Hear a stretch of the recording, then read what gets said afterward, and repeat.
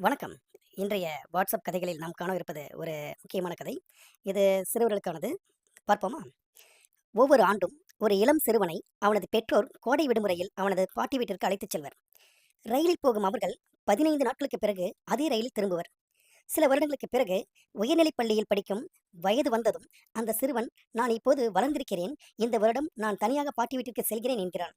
சிறிது யோசனைக்குப் பிறகு பெற்றோர் ஒப்புக்கொள்கிறார்கள். ரயில் நிலைய நடைமேடையில் நின்று சிறுவனிடம் எப்படி பாதுகாப்பாக இருக்க வேண்டும் என்று அவனது தந்தை அறிவுரை கூற, எனக்கு தெரியும், நீங்கள் ஏற்கனவே என்னிடம் பல முறை சொல்லியிருக்கிறீர்கள் என்றான் அந்த சிறுவன். ரயில் புறப்பட தயாரான நிமிடம் தந்தை காதுக்கருகில் மெதுவாக, மகனே, வழியில் திடீரென்று மோசமாகவோ அல்லது பயமாகவோ உணர்ந்தால் இது உனக்கானது என்று கூறி சட்டைப்பையில் ஒரு காகிதத்தை வைத்தார். பயண சந்தோஷத்தில் சிறுவன் அதை கவனிக்க கூட இல்லை. முதல் முறையாக பெற்றோர் இல்லாமல் தனியாக ரயில் பயணம். அந்த சிறுவனுக்கு உற்சாகமாகவும் த்ரில்லாகவும் இருந்தது. ஓடும் ரயிலில் வேக வேகமாக பின்னோக்கி ஓடும் இயற்கையின் அழகை ஜன்னல் வழியாக ரசிக்கத் தொடங்கினான். கொஞ்ச நேரம்தான். கசகசவென சப்தம், அந்நியர்கள் வருவதும் போவதுமான சூழல், ஒருவருக்கு ஒருவர் உருவாக்கும் சப்தம், மெல்ல தான் தனியாக இருக்கிறோம் என்று சிறுவன் உணரத் தொடங்கினான். அடுத்த ஊரில் அருகில் இருந்தவர் இறங்கிக் கொள்ள, புதிதாக வந்தவரின் சோகமான முகமும் எதிரே வந்து அமர்ந்தவரின் முரட்டு தோற்றமும் நம் சிறுவனுக்கு சங்கடத்தை தருகிறது. இப்போது கொஞ்சம் பயப்படத் தொடங்குகிறான்.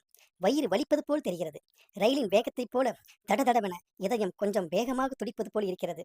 ஜன்னலோர இருக்கையில் தலையை தாழ்த்தி மூளையில் பதுங்கிக் கொள்கிறான். அவன் கண்களில் கண்ணீர் எழுகிறது. அப்போதுதான் அந்த சிறுவனுக்கு அவனது தந்தை சட்டைப்பையில் எதையோ வைத்தது நினைவுக்கு வருகிறது. நடுங்கும் கையால் அந்த காகிதத்தை எடுத்து பிரிக்கிறான். அதில், பயப்படாதே மகனே, நான் அடுத்த பெட்டியில் இருக்கிறேன் என்று எழுதியிருந்தது. கற்பனை செய்ய முடியாத நம்பிக்கையின் அலை முகத்தில் எழுகிறது.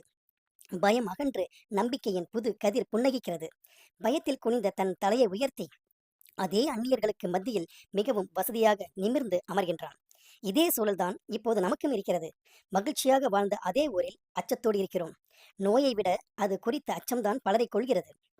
பொதுவாக எல்லோரும் இறைவனை நம்புகிறோம். நிச்சயமாக அவன் நிராகதியாக விடமாட்டான் என்ற உறுதி எல்லோருக்கும் இருக்கிறது. இந்த உலகத்திற்கு நம்மை அனுப்பிய போது நம் இதயத்தில் இறைவன் ஒரு காகிதத்தை வைத்திருக்கிறான். அதில் உன்னோடு நான் இருக்கிறேன், உன்னோடு பயணம் செய்கிறேன் என்று எழுதியிருக்கிறது.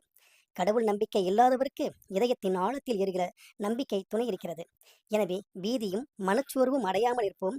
பயமும் அச்சமும் நமது உடல் மற்றும் மன ஆரோக்கியத்தை பாதிக்கும். எனவே கதையை கேட்கும் வாசகர்களை, நீங்கள் மன உறுதியோடு என்றும் நிம்மதியாக இருக்க இறைவனை பிரார்த்திக்கின்றேன். நன்றி, வணக்கம். மீண்டும் ஒரு கதையில் சந்திப்போம்.